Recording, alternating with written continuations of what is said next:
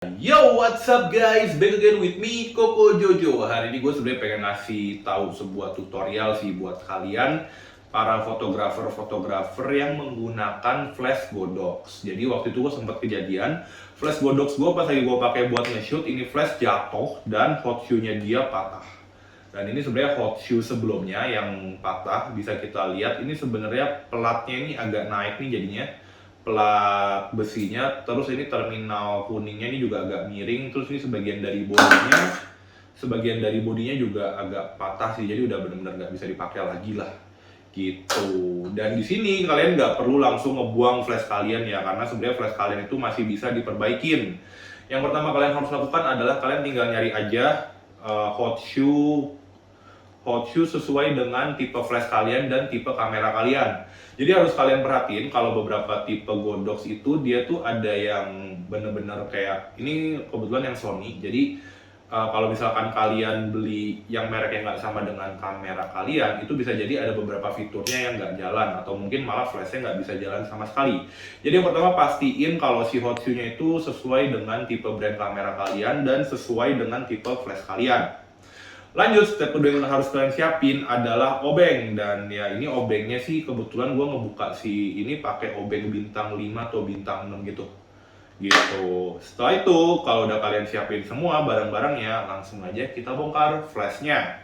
Yang pertama harus kalian lakukan adalah kalian tinggal ngebuka 4 baut yang ngunci si Hotshoe lama kalian.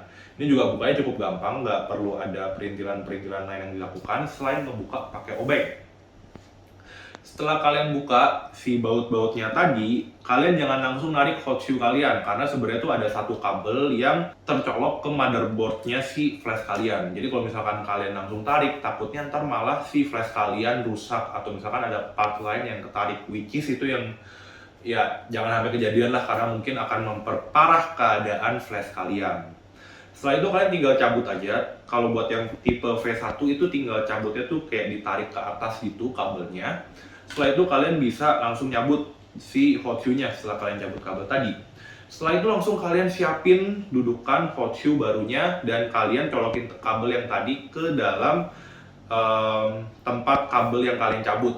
Setelah kalian colok, kalian udah boleh langsung nutup si flash ini dengan cara ngunci dengan baut nih di 4 titiknya ini.